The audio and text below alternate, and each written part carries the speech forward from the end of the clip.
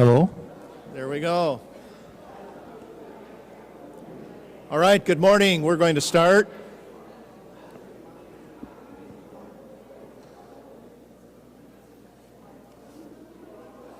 This morning we're going to hear from Liz Miller. Liz currently serves as resident director at Heston College. She graduated from Eastern Mennonite University in 2021 with a degree in Spanish language and Hispanic studies, after attending Heston College and taking a gap year in Honduras. Liz defines herself as an athlete, artist, writer, and environmental advocate. She grew up on a farm in Northwest Ohio and is interested in the intersections between climate, justice, and agriculture. And we're going to hear a little bit of that intersection this morning as Liz gives us a presentation on the cycling life, stories of gift and reciprocity atop a bicycle. This morning, Liz will draw from key learning moments during the climate ride, as well as the wisdom of her communities and the writings of Robin Wall Kimmerer in Braiding Sweetgrass to show how the motion of cycling across the country compels her to keep the gifts offered by the land in motion. I'm pretty excited to have someone in a cycling outfit address us about the climate ride and cycling. Let's give a warm Thresher welcome to Liz Miller.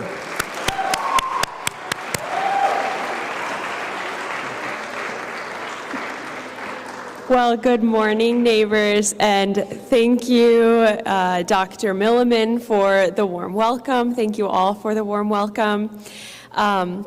Like he said, my name is Liz Miller. I come from just down the road at Heston College. So first, I want to introduce you to someone who's really important to me, who was with me and carried me during the whole trip, and especially the tough times. This is my bicycle, Rain, R-A-Y-N-E, pronouns she, her. Yes, I got her from a lovely older couple in Virginia off of Facebook Marketplace just about a year ago. And I don't know her story before that, how long they had her, where she traveled with them. But I do know that where she comes from is important, because it shows how everything we do, everything we have, everything we are is connected to community. My bicycle didn't come from nowhere, but it held another body before me. And so it really goes to show how this ride that I did was not just something that I did myself, but in community.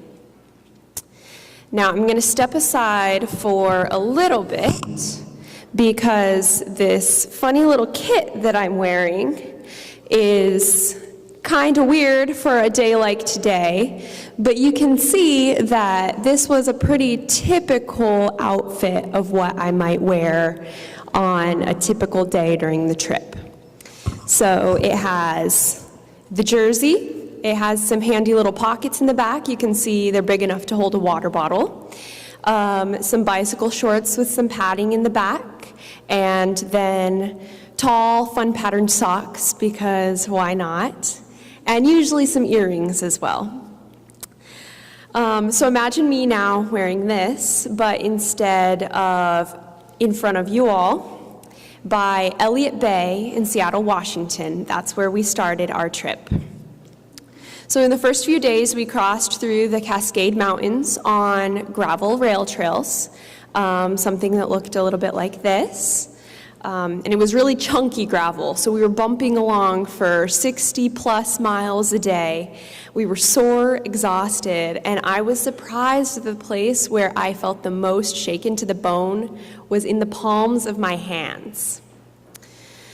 So that first night, we hiked our bikes about a half-mile down a path of switchbacks to our first campsite at Tinkham Campground, found in the Mount Baker Snoqualmie National Forest.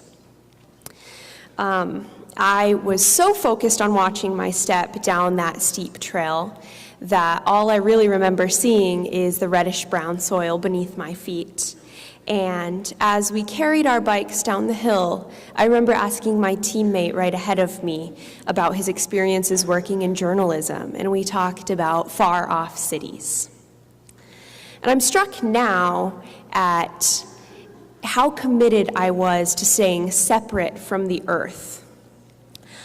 I kept my eyes down because I was afraid of tripping, which would have only brought me closer to the rich soil beneath my feet.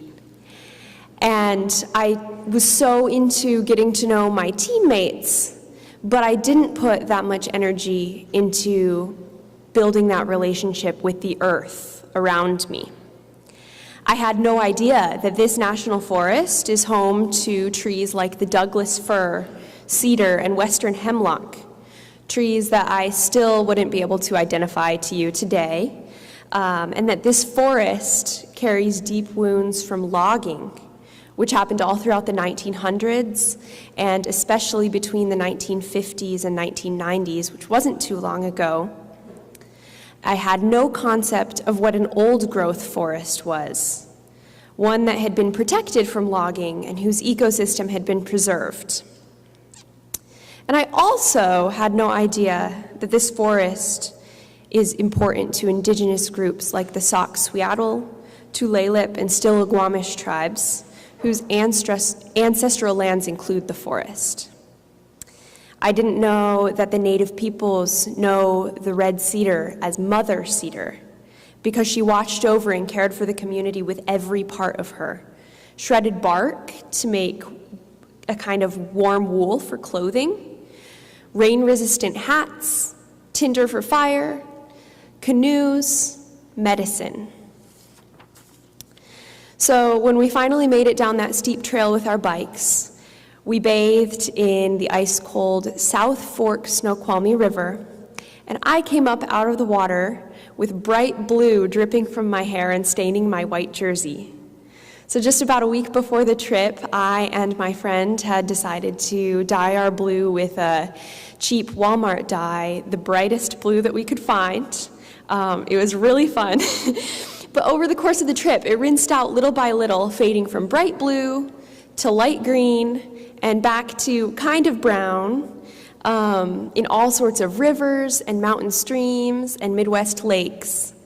And it was joyfully bold, but not so eco-friendly, and I left my hair dye at every stop along the way. And I also left my sweat, a piece of myself. So I noticed that the water in me met the waters all along the way, life force meeting life force, building a relationship between my body and the earth, one river at a time. That very first day, climbing up out of the water, I met the gift economy, who greeted me like a friend. So the gift economy is an economic system that says that something of value is given without an explicit currency or agreement for repayment. It's a gift. My teammates were all there, shrieking in the burning cold waters, laughing at ourselves. And after what seemed like a day of giving every ounce of our strength, not sure how we would continue tomorrow, let alone the whole summer, those cold waters revived us. They washed away the dirt, they carried away discouragement, and they gave us enough energy to make dinner, set up camp, and rest well to continue on the next morning. So it's no mistake that we use the phrase living waters to describe something healing or restorative. I don't think that I'd ever before experienced this gift of restoration given freely by the water so strongly as I did that first day of riding. But gift economy, just like any economic system, still has some method of exchange. So Robin Wall Kimmerer explains this in her book, Braiding Sweetgrass. It's a book about indigenous wisdom, scientific knowledge, and the teachings of plants. And it was our common read for the climate ride this summer. I do have to include the caveat that I didn't actually read the book this summer. I just checked it out of the library this semester. And so all y'all out there who don't do your readings for homework, I see you. I didn't do my readings for the trip either. But back to braiding sweetgrass and this idea of the gift economy. Kimmer explains, one of our responsibilities as human people is to find ways to enter into reciprocity with the more than human world. We can do it through gratitude, through ceremony, through land stewardship, science, art, and in everyday acts of practical reverence.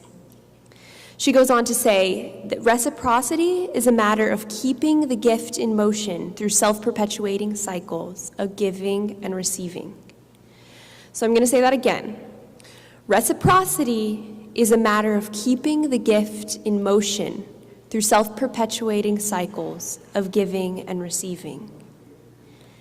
So is it true that by practicing gratitude, we keep all those gifts in motion? I personally like the imagery of those self-perpetuating cycles. If the gift is in motion, it comes back around and around again. It revisits you like a steady friend. So a few days later, we made it out of the Cascade Mountains. We're riding through the dry, rolling hills of eastern Washington. We'd missed the worst of the heat wave, but it was still 98 degrees that afternoon. My best life source water was hard to drink. Food didn't go down very well, and so the salt and sugar electrolytes of Gatorade powder was what kind of got us through those hottest afternoons. We passed a restaurant called Hugo's Tacos in a rural farming area dotted with signs in Spanish every half mile or so. Apples and other fruit trees stood in straight rows in large orchards under the even bigger sky that you can see here. And I was curious about the immigration population there with all of the signs in Spanish and the clear needs for seasonal agriculture work. So I learned later that according to the USDA, about 50% of farm workers in Washington state may be undocumented. So just passing through, my eyes consuming this landscape, how could I engage in reciprocity for the gifts that I was receiving, even if they were just questions and observations? In hindsight, I wish I would have stopped at Hugo's Tacos. Later on in the trip, we started embracing what we called the touring lifestyle, which was when we just paused wherever we felt like it to indulge in a snack, check out a landmark, drink more coffee, and just take an extra moment to dig into the place that we were in. But during that first week, I was still steeped in this sense of urgency to get to my destination for the day, to just get the ride done. And I wasn't willing to pause for a taco break, so we muscled through to the end. But I think about, how do we eat in Hugo's Tacos? We could have asked questions to the local people. We could have put a few dollars into the local economy. We could have re-energized ourselves for the last 5 miles of the day. I think just those little things could have been the gift that I gave in return for the learnings that I was receiving from the land. Learnings like the way controversial political issues became somebody's real-life experience right before my eyes. Even in those first days, I began to see why political advocacy matters. Because despite the fact that in my whiteness and other privileged aspects of my identity, I hadn't felt much of the heaviness of a policy's impact on me or the family that I was given, the people and the places and the environment all around me right before my eyes were impacted. So after that day, I began to spend more time noticing the landscapes all around me, even just as a visitor passing through. I noticed how the topography made my muscles scream, like this day on gravel in Idaho, or sing going down hills. I noticed how the photo I took of the dazzling Buffalo Bill Reservoir actually held a complex history as a human-created dam to supply water to Cody, Wyoming, and irrigate the dry climate in the surrounding area. I noticed how passing through small towns in the dry West, it was more difficult to find water sources. And in one exceptionally tiny Wyoming town named Spotted Horse, bottled water was the only safe drinking water. I noticed the way powerful storms blew in unannounced from the calmest sunny days in northern Nebraska, and they flattened our tents. And I noticed how the smallest plants by the side of the road could produce large thorns called goat heads that punctured our tires every hour or so.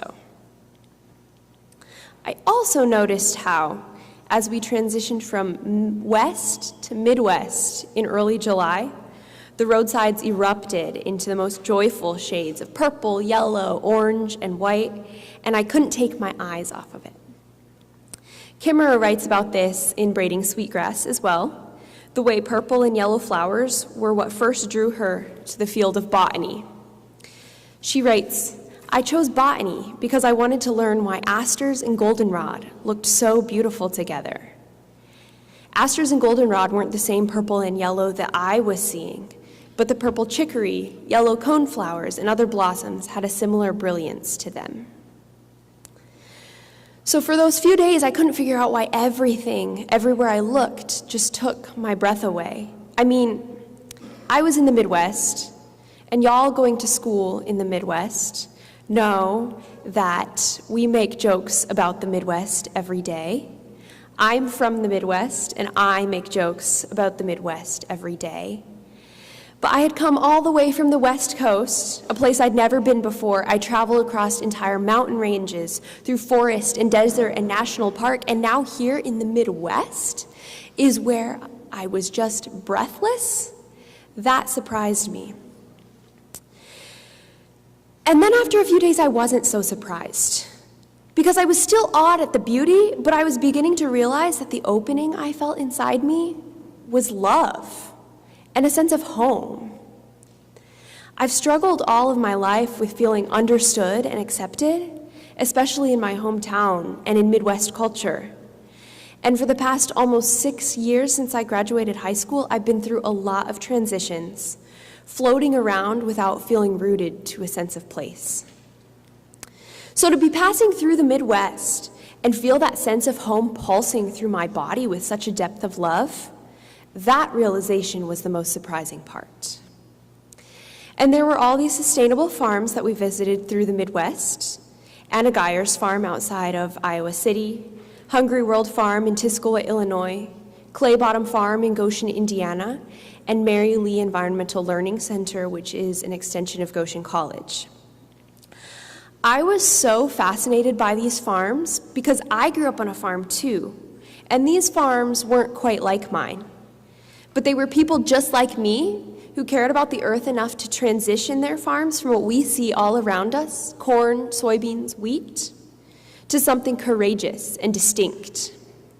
For Anna Geyer, it was a number of things: a folk school that combined art and nature, shifting from growing crops for animal food to growing table food for humans, and perennializing crops so that the growth of the whole ecosystem keeps cycling in reciprocity, like I mentioned before.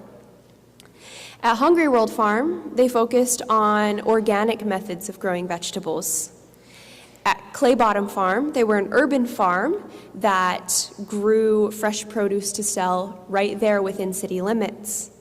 And Mary Lee focused on ecological restoration from farmland to wetland. So I saw that each farm had a different method, but they were all effectively prioritizing the well-being of the earth in their unique contexts. All were, in their own way, returning to the indigenous worldview that Kimmerer writes about in Braiding Sweetgrass. The ecosystem is not a machine, she writes, but a community of sovereign beings, subjects rather than objects. What if those beings were the drivers? For so long, we as humans have been thinking about the land as a machine, the farm as a factory that produces and distributes. But Kimmerer would say that every plant, every microbe in the soil, every stream or ditch that make up that farm, those are all sovereign beings. So that got me thinking about my own family's farm in Northwest Ohio. And I felt wonder and excitement thinking that I could make a difference on the land that I knew. And also the realization that with my generational wealth comes great responsibility to treat the land and people with all the love that I can give. Before I connected to a sense of place on that physical and emotional level, I don't think I understood the tragedy of the displacement of people around the world. When someone has to leave their country for economic or political or environmental or safety reasons, the grief tied to that leaving, knowing that they may never come back, must be so great. And what's even more tragic is when someone is intentionally and cruelly pushed off their land, and then being forced into being stripped of the culture and language that is tied to that land. I haven't lived the Indigenous experience myself, but having that connected experience last summer with the land that I call home made me feel those stories instead of just hearing them. I think that connection to place is an important piece in the work for climate justice. It doesn't have to be the place that you were born, or the place where you grew up, or even the place where you've spent the most time. I think that a lot of people have painful stories connected to the word home. And so I think it's good to broaden our definition of home to be a chosen place or chosen family. But where do you feel connected? What keeps bringing you back to that place? And what compels you to care for that place as if it's an extension of your own being, as if it's a sovereign being of its own? For me, it was those vibrant wildflowers that led me to the farms, and knowing that I loved that place, even amidst the pain that I and my friends had experienced in the past. So that roadside rainbow of wildflowers was also a precursor to another impactful moment further east. So we were traveling along the border of Maryland on the C&O Canal, and it was our second to last riding day of the trip. So my group stopped in Shepherdstown, West Virginia, which is a little college town just across the Potomac River from the state line of Maryland. And we were happy to stop at anything interesting because at this point we had embraced that touring lifestyle. So we stopped at Lost Dog Coffee to feed our caffeine addiction. Along that quaint downtown street, we saw pride flag after pride flag after pride flag. And one of my queer friends observed, "This is the first time I've felt safe all trip." Another one nodded in agreement. So we basked in the joy and comfort of that little queer-affirming cafe along that little queer-affirming street, but that comment hit. So many people, queer, trans, people of color, immigrants, and that is not an exhaustive list, by the way, they live with the daily fear that they'll be harmed because of the very essence of this piece of their identity. That if they live into the fullness of who they are, they risk further violence. And to hear my friends saying that after 2 whole months of riding together, this is the first time they had felt safe. To me, this is where the intersections of climate justice and social justice collide. So in the CSCS Climate Ride documentary called Moving the Story, which is a documentary about the trip that we took, it premiered just a few weeks ago, one of my teammates named Anna described that intersection in this way. They said, "Climate change affects every part of our life, so we have to take care of every part of our life." And I would add, climate change affects everybody, so we have to take care of everybody, especially those whose identities are and have been historically more threatened. So here's the spoiler alert. We made it to DC. We had meetings with our elected officials, which is kind of what this whole trip had been leading up to. And then I moved back across the country to central Kansas, a really quick turnaround, and here I am. I think a lot of us after this trip were thinking, now what?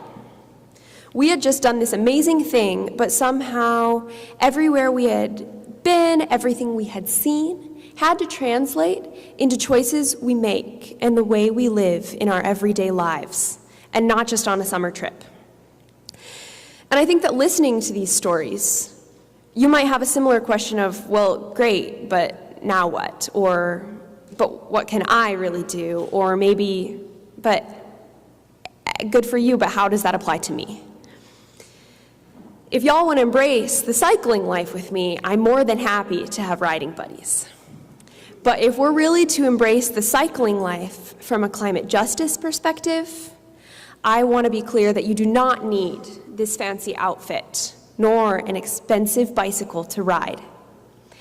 Any clothes that you're most comfortable in are good clothes for riding, and whatever bike you have access to is a good one to use. Before owning my current bike, Rain, I owned an old mountain bike that was put together by a local bike mechanic in Harrisonburg, Virginia, named Ben Wise. So he was recently interviewed in one of my favorite podcasts called Wild Honey Collective, and he shared his passion for cycling as practical, everyday transportation. He fixes up old, salvaged, low-cost bicycles that are often rejected by other bike shops, and he makes them rideable and affordable. And in this podcast, he states, we're focused on bikes as transportation. There are people who own a $20,000 custom bicycle that's exclusively used for competition or recreation, and they put it on top of their car and they drive across the country to race or something. And he points out the discrepancy in that framework. There's nothing about it that's any more sustainable than any other hobby. So I have to confess that just yesterday I did this. I put my bike on my car and I drove 45 minutes north to the Coronado Heights Castle, where I rode my bike up and down that little half-mile hill just because I was in the mood to ride hills, and that's where I knew I could get it. So I do this too. But I point out Wise's observation because he makes it obvious that an expensive piece of equipment or the perfect destination isn't the solution. Your bike can take you where you need to go, no matter what kind of bike you have. So the same thing goes for cars. We can think that because we're college-age people or young adults, because we can't afford an electric car, we can't make a difference. But Wise flips that notion in the podcast as well. He says, an electric car is buying into the system because it's an unwillingness to let go of the lifestyle. It's a symbol of the status quo. And as we let go of some of these privileges and some of these assumptions that we can have it all, we actually find that there might be more richness and more life. So his challenge to listeners was to choose to commit to cycling anywhere under a certain distance, 3 miles, for instance. If that feels too long for you personally, maybe start with 1 mile or 2 miles. Here at Bethel College, 1.5 miles can take you all the way to downtown Newton. So what if you started with that and began to discover all the places you can go on your bicycle and with the power of your own body? Another idea of things that we as young people can do is to vote with our dollars. Again, we don't have to be rich to do this. In Braiding Sweetgrass, Kimmerer shared a story about her friend who was committed to voting with her dollars, but she didn't have a lot of extra means to do so. So she committed to buying 1 sustainably sourced item a week. Just one, amidst all the other things on her grocery list, because that's all she could afford. We can do the same thing, taking our 1.5 mile cycle ride to Prairie Market, just down the road, and buy one thing, maybe a shampoo bar or a bottle of milk from a local farmer. Just one thing. I'm going to repeat what I shared toward the beginning from Kimmerer. One of our responsibilities as human people is to find a way to enter into reciprocity with the more than human world. Reciprocity is a matter of keeping the gift in motion through self-perpetuating cycles of giving and receiving. So these little things like taking your ride downtown, buying from a local market, are forms of reciprocity that you and I can incorporate into our lives and begin to expand upon little by little. If you can't even do that, sitting outside or climbing a tree is a way to enter into reciprocity. Going to Wichita and visiting the Keeper of the Plains Memorial or the Kansas African American Museum are ways to learn about the history of the place that you're living in. That's reciprocity. That'll keep the gift in motion too. And I don't want anyone to think that political advocacy is beyond what we can do, because it's not. I know that not all of us can just pop over to DC whenever we want and talk to our elected officials whenever we feel like it. But making phone calls or signing petitions for climate issues and legislations is something we can do. It's rather easy. They're things that take only a couple of minutes. You can do it on your phone without even leaving the comfort of your couch. And they rely on the collective power of many people doing one small thing. So I'll close today with a few more wise words from my teammate Anna about hope. Anna says, "Why do anything without hope? Hope is the motivator. I think I have decided for myself that I will not feel hopelessness. Every action that I take is reducing the effects of climate change. And as much as we can reduce the effects, that is good." So, friends, I encourage you today to have hope, and may every decision you make and every action you take be inspired by that hope. So, thank you for your attention. I'd like to open it up now for any questions that you might have for me. I'd be happy to answer those.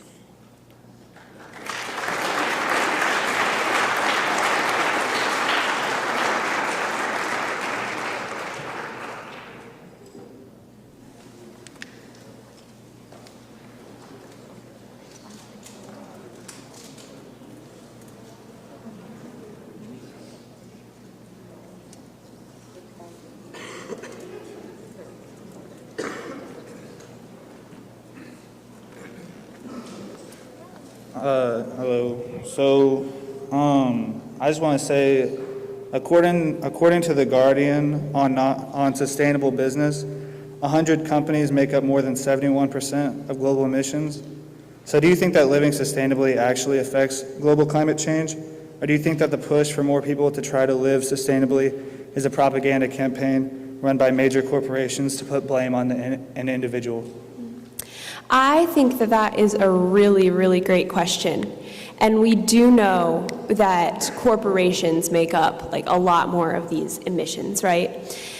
And so when I'm talking about like doing that one small thing or people living sustainably in their personal lives, I think that that goes back to this idea of reciprocity. When we connect with the land and with the people all around us, it gives us a connection to the place and a love to do something about it. So the things that we do in our personal lives might not make all the difference, but they give us the hope to compel us to move forward, to do bigger political advocacy. I think that us doing nothing is not the answer. And that's why I think that the political advocacy piece is so important. That's why we ended our trip that way. And I also know that for me, it's not just a propaganda technique, because I need to do these things in my personal life in order to also do them in a broader context, in order to advocate for corporations to change. And so any way that I can make that connection for myself helps me. And I would also say that when we place blame on corporations, and again, we know that corporations are a big problem, but when we place blame on corporations, sometimes it takes it outside of ourselves. So by doing these acts in our personal lives, we can bring back that connection and be more committed to these larger issues that take more work. Does that answer your question? Yes.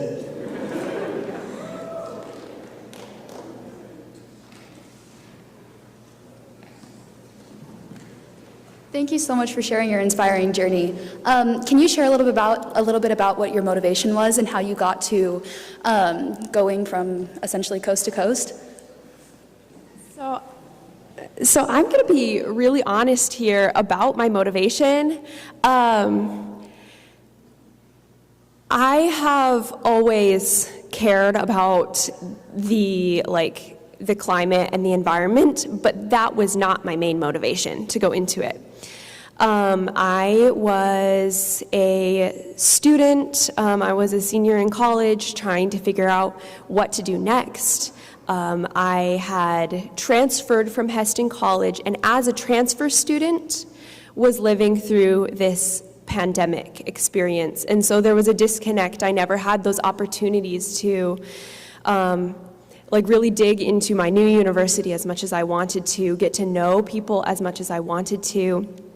I was also an athlete, and I was going through injury, and I just felt so disconnected, and I fell into a depression as well. And so dealing with all of these mental health issues and the pandemic and everything, I heard about this opportunity from one of my coaches. And I really did it because I needed an adventure, and I needed to let go of just so much that I was living in my personal life and just try something and do something big that I didn't think that I could do. And I found that my motivations changed throughout the trip and even after the trip.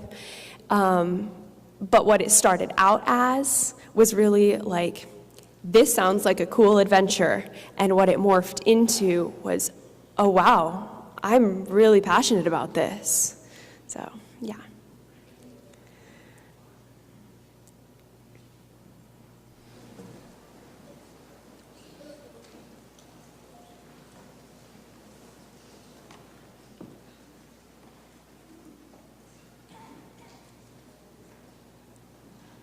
Anyone else?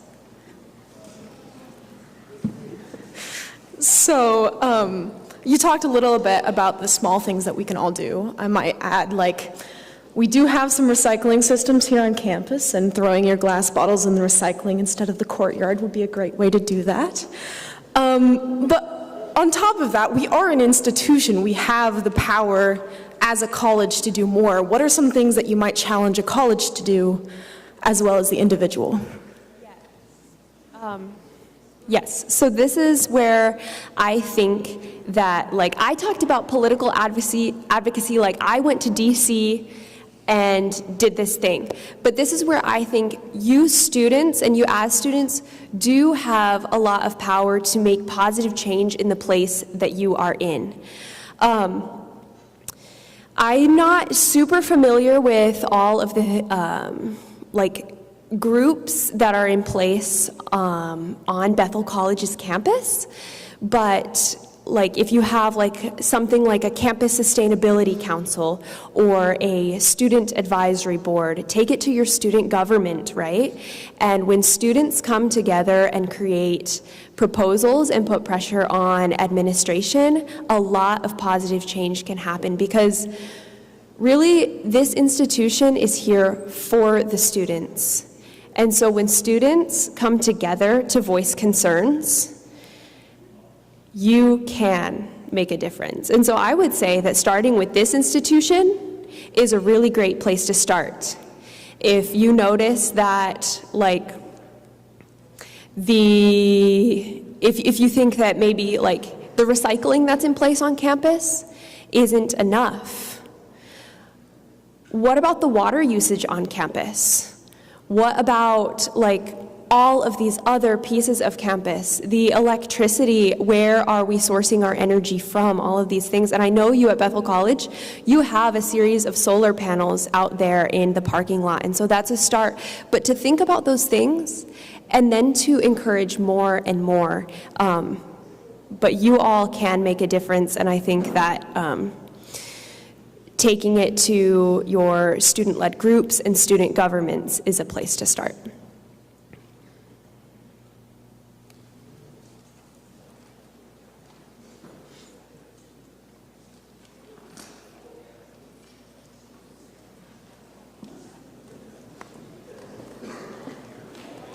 Let's give Liz another thank you.